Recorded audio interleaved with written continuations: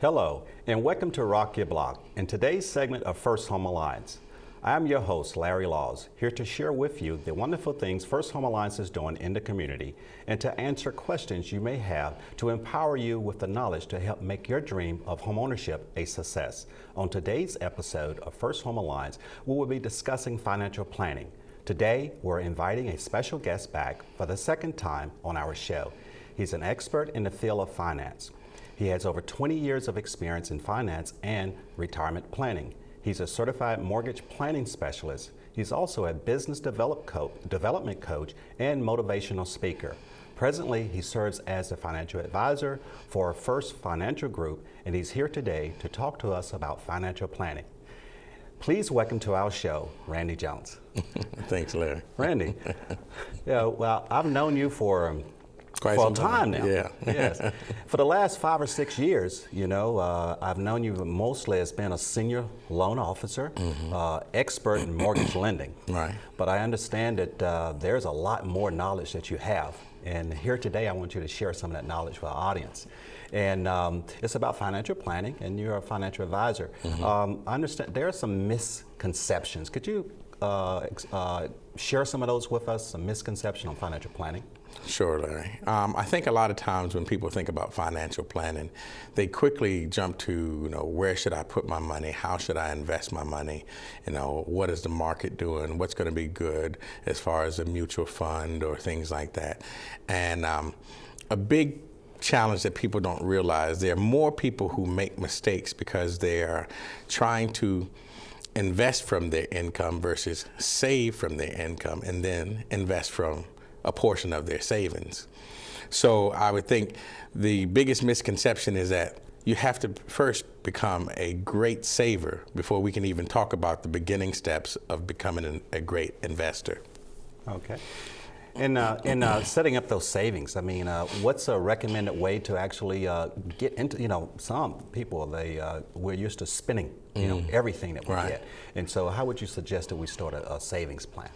Well, I think what you first have to do, most people work sort of backwards when it comes to their cash flow. If you were to think about your life and the way that, or your financial life from a balance sheet perspective, meaning that one side talks about all the assets that you have, another side talks about all the liabilities that you have, but the foundation behind them or below them would be your cash flow. Now, most people think of, I make a certain dollar amount and then after taxes come out, that's my net income. And then I'm going to apply a certain portion towards any type of debts that I have. And if there's anything left over, then I'll try to save a little bit after that. And then if there's still a little bit left over, I'll try to, figure out how I'm going to manage the rest of my life. Probably the best way that we need to change that process in beginning to save or starting a savings plan is to first manage our spending from the point of when we make our income, we need to first pay ourselves first. And a lot of times you often hear people make reference to that, but how do you do that? Because we only have a certain amount of money that we truly can spend every month. Okay. And a lot of people would make the comment that if I had more money, I'd save money. But most likely, history shows that as we have more money, we spend more money. Correct. So first thing that we have to do is carve a little bit off the top. We want to be, preferably at 15 to 20% of our gross income, saving that first, and then living the rest of our lifestyle from that. So I always tell my clients, if you want to be able to start a good savings plan, let's just first start with maybe $100 or $200, taking it off top, and then let's live on the rest of the money that we have. That way, it makes it a whole lot easier versus making spreadsheets and things like that.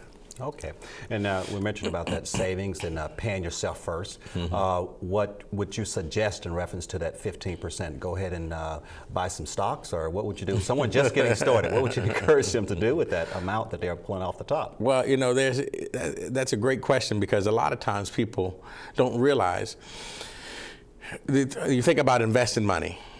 But there are really only three places that you can put money. You can put money in a taxable world, you can put money in a tax-deferred world, and then you can put money also in a tax-free world. Now, if you had your choice, where would you put your money? Tax-free. Exactly. Most people would choose tax-free, but most of the time, where do we have our money today? In, The taxable and the tax deferred one. Most people have, when it comes to saving money, they're saving, anywhere 5 to 10%, and primarily in their retirement plan, 401ks or TSPs and things like that. Not because it was something wrong, but that's all that most people have been told. If everybody would like to be in a tax-free world, sometimes they need to have somebody educate them on how to get there. You have a lot of advisors who talk about rates of returns as well as building a legacy for their family, but no one is really taking time to show the public or their clients how to step-by-step going about that. So the first thing that I would say is after we first describe or carve off a little bit just to start saving, because the habit of saving is the key to it. It is the one controllable thing that you have when it comes to your money. The investments in markets and things like that, they're all, the unknown, and we're guessing and we're sort of gambling. But being in control of being able to save and then picking where you save it, I would say first, put a little bit in each one of those buckets. If you had taxable, tax deferred, and tax free. And I guess later on, some of those options you could think about are municipal bonds or other products and things like that as well. Okay. And so how would you explain the difference between savings and investing? Outstanding. I think there's a misconception when it comes to the difference between saving and investing.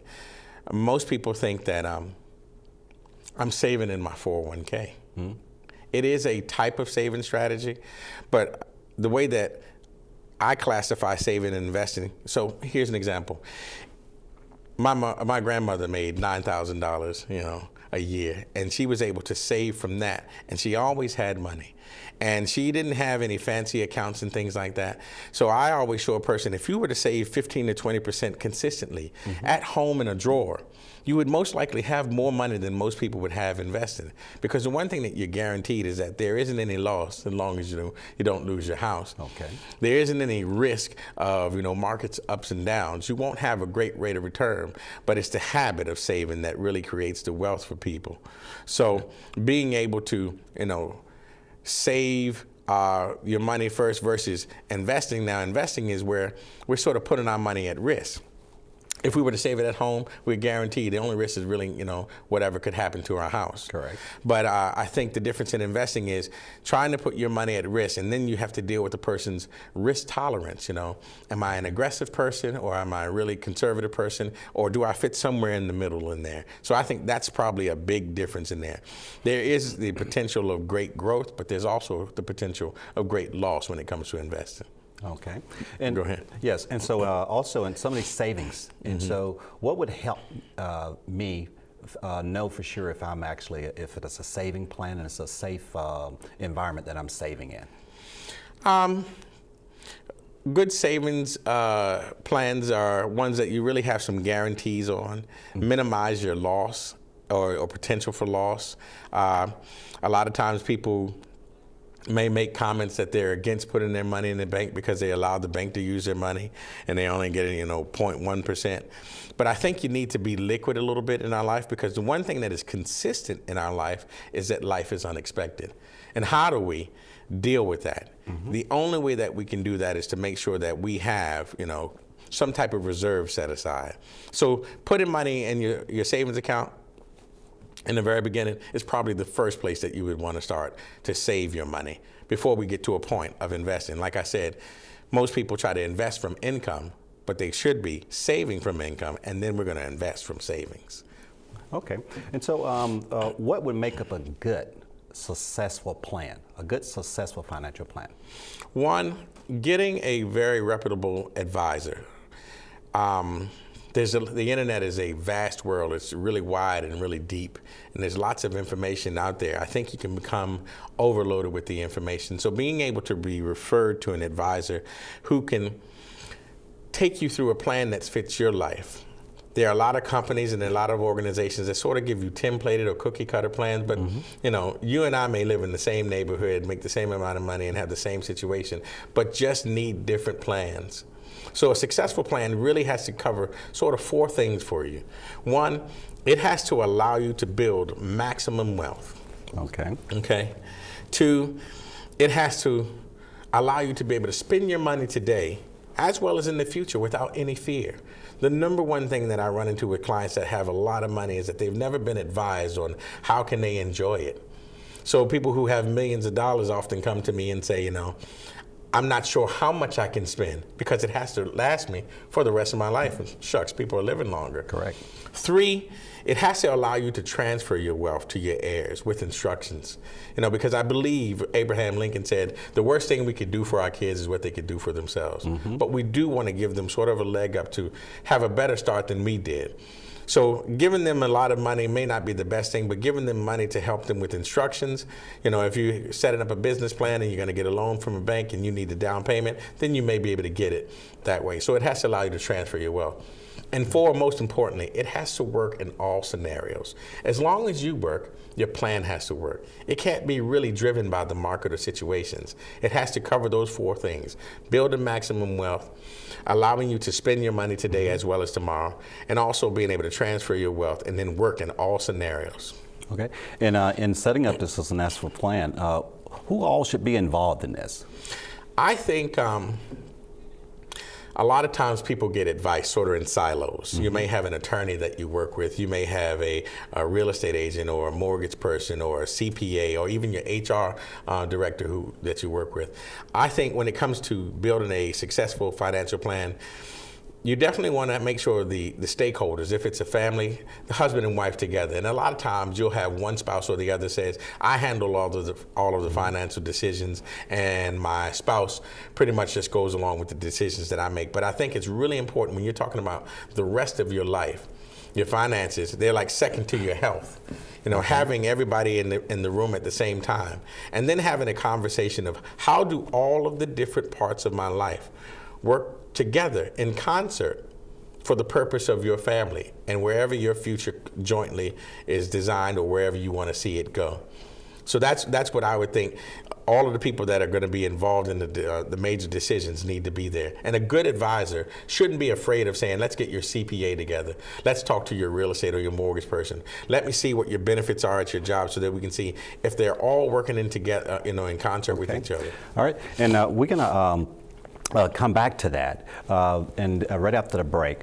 But we're going to take a short break. But before we go, I would like to share with you some information about the free financial education classes offered by First Home Alliance and encourage you to register to attend. Our class topics include setting your financial goals, managing your money, paying yourself first, restoring credit, establishing and maintaining good credit, understanding net worth, and most importantly, obtaining your financial fitness goal. First Home Alliance is a not-for-profit HUD-approved housing counseling agency serving Northern Virginia and the National Capital Area. You can also find HUD-approved agencies in your area that conduct these classes free of charge by searching the HUD website at www.hud.gov. And please don't forget about our free first-time homebuyer class held every 3rd Saturday of each month.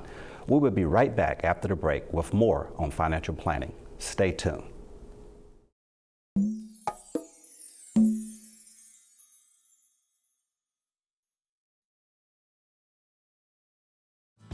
Start living the dream of home ownership with help from First Home Alliance.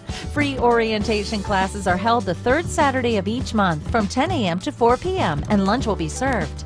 Classes include topics like personal finance, credit issues, the lending process, the role of the agent, home inspection, and loan closing. Don't wait. Call First Home Alliance today to register or go to firsthomealliance.org for more information and start your dream of home ownership today. Welcome back.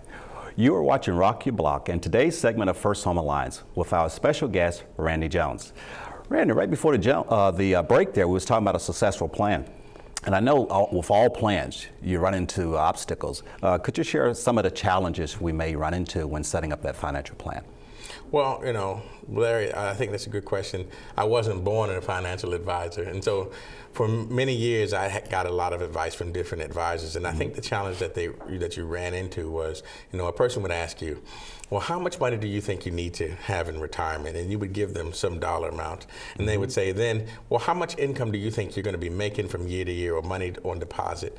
And then they say, well, how long do you think you're going to work? And basically through that that formula, it's called the wealth accumulation equation, you would come up with some type of rate of return, and then you have a whole list of things that you can pick from.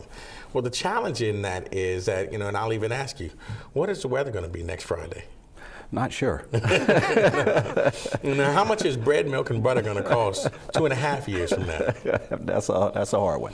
So I think the challenge in it is, first, from an institutional standpoint, as far as advisors, we often ask our clients questions to build a plan that no one really has the answer on. And some people may look at it from a worst case scenario, but I think the problem with that is that you wouldn't even want to build the worst plan on the worst case scenario if it was all based on unknowns, variables, and guesses, correct? Correct. So I think a lot of times, like I said earlier, setting up the pattern of how do we create a savings habit is first and foremost in any plan.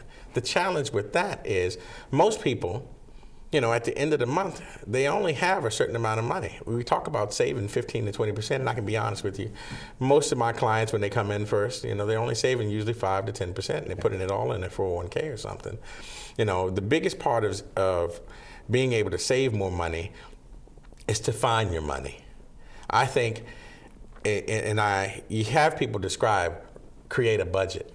But I think a budget is sort of a negative way, because what it does is make you chase debt. It makes you say, how much debt do I have? And then how much money do I need to pay that debt? The other way of doing it is creating a spending plan. How much money do I earn? How am I spending it? When you set a true spending plan, what you're doing is allocating a certain amount of money for your normal household maintenance bills, a certain amount of money for car gas, a certain amount of money for groceries. We have children.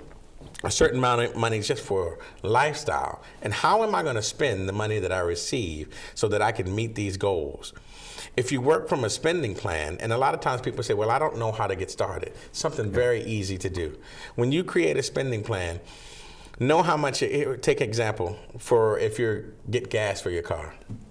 $50 or $60 a week will fill up a small car tank usually. If you have an SUV, it might be more. Yes. But being able to track that and say, hey, we're only going to spend $200 a month on gas.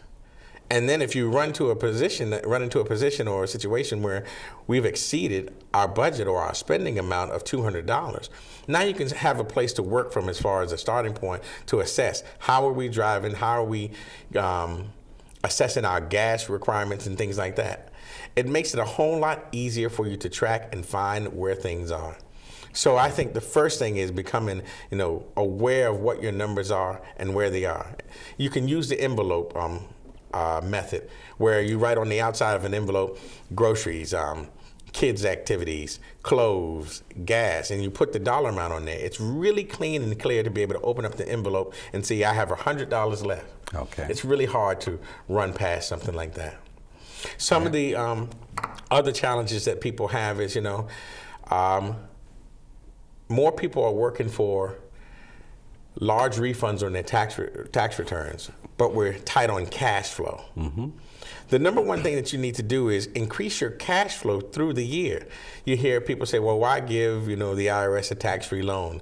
I think some people call it a forced savings account, but we're adults. We have to take some type of responsibility for our own lives. You think about it.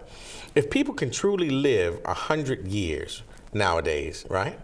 And they're thinking about them living even longer just due to the modernization of medicine, and you can work up until age 65, what are you doing between the time you come out of college and you start working, that 25 to 35 year period that's going to get you prepared for the next 35 to 40 years without a paycheck?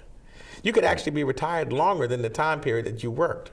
So what are we doing in that time period to be able to get ourselves prepared? And I think that's where a lot of the personal responsibility comes from. Right. And what would be your suggestion in preparing for crisis within that plan? So one thing that I would say is that everybody needs to have a 1-year reserve account, but how do you get to that? The first thing is, build yourself a spending plan. The number one thing that I would say that you need to be able to do is to live off of 80% of your income. Okay. Because that's the only way that we're going to start to be able to put any money away. More people are focused on getting out of debt, but then I would ask them, how did you get there? It was because we had no money saved. So when I explain to people about, the crisis of being able to get out of debt, or the crisis of being able to, handle the unexpected, the first thing we must do is save, because you cannot get out of debt if you don't save money. An example is if you have a $1,000 credit card and you pay it down, but you don't have any money in the, in the bank, and all of a sudden you need tires for your car, where does the money come from? It has to come from your credit cards. So the only way that we can truly get out of debt and be in control of our life financially is to first start to save. And that helps us prepare by having a reserve account to deal with those certain crises. Okay. And I would like to share with us, for someone that is actually getting started, and what are the 5 things you suggest for a person getting started on a financial plan? What should they do? Well, here are the 5 steps that I do with my client. I say the first thing we must do is become organized. Most people's financial lives, you hear having a diversified plan, but most people have a dispersed plan. Mm-hmm. They have multiple bank accounts, money here, money there, and they're not able to keep track of all of it. It's just like coming into a room. I have kids, and sometimes their clothes are all over the floor. And I say, you really can't think and you can't see what's in here with all this mess around you. So we first need to get organized and put things in its proper place so that we can truly assess what we have as well as what we don't have. The second thing that we need to do is make sure that we have maximum protection, because your wealth is not with you today. It is what your potential to earn in the future is. So how do we protect ourselves so that we can also make sure that we can continue to earn? And that's where a lot of the different insurances, disability and life insurance and all the other type of insurances, auto and home insurance and umbrella insurance come in, to make sure that we can protect ourselves. Because the number one asset that people have, people think it's their home. It's not. It's their ability to earn an income. Correct. Nothing happens without you being able to go to work or do something that earns an income. The third thing that I would say is to work really hard with the spending plan so that you can have that 1-year reserve. And then once you have that pattern set, how do you do number 4 as far as maximizing your savings to get to a minimum of 15 to 20%? And then after that, then I would say we need to focus on eliminating all of our short-term debt. Short-term debt. Sometimes it's okay to have a mortgage because really we want to make sure that we can keep the money that we have, and some of the write-offs that we have with our house keep our tax rates a little bit lower. And of course, what do you think tax is going to do in the future? So they're going to increase. They're going to increase. Yes. So those would be the 5 things that I would say. Get organized, make sure you have maximum protection, have your 1-year reserve, get on your path to saving 15 to 20%, and then eliminate your debt. All right. And so this plan, how would a person go about contacting a financial advisor? Or what would you suggest them to find someone that can help them? Definitely.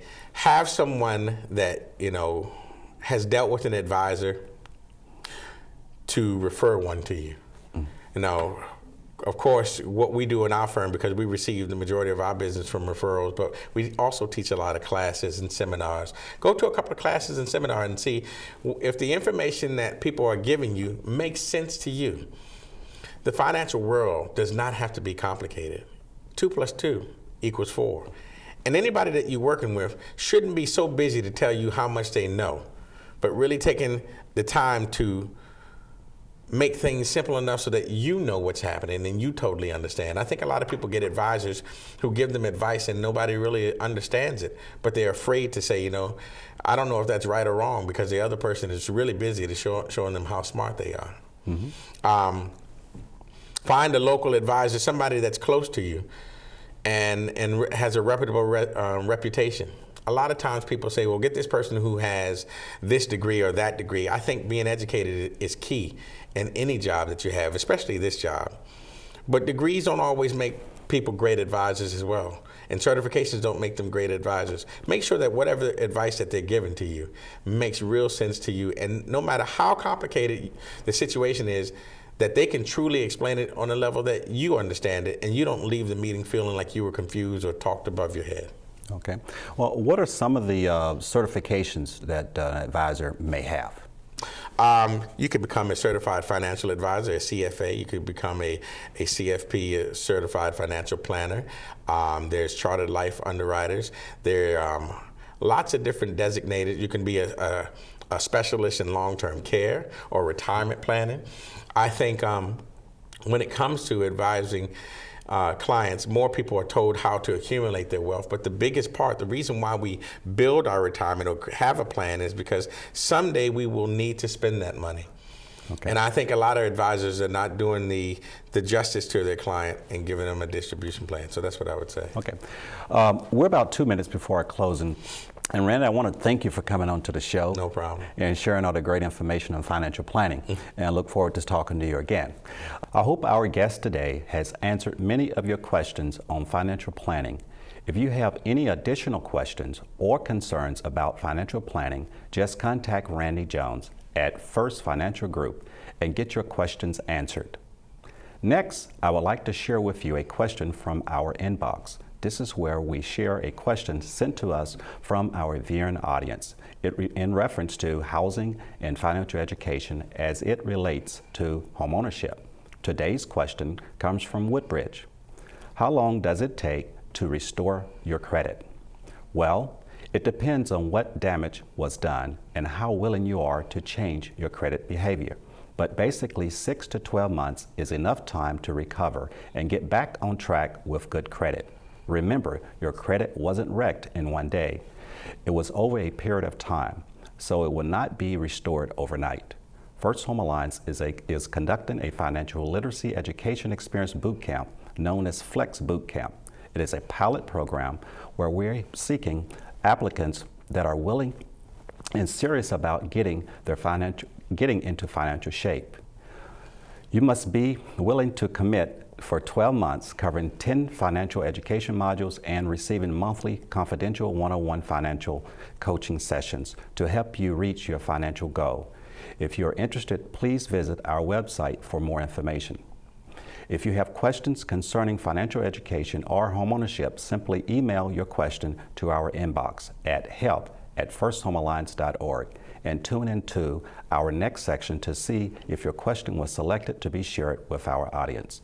If you want to find out more about the services that First Home Alliance provide to the community, visit our website.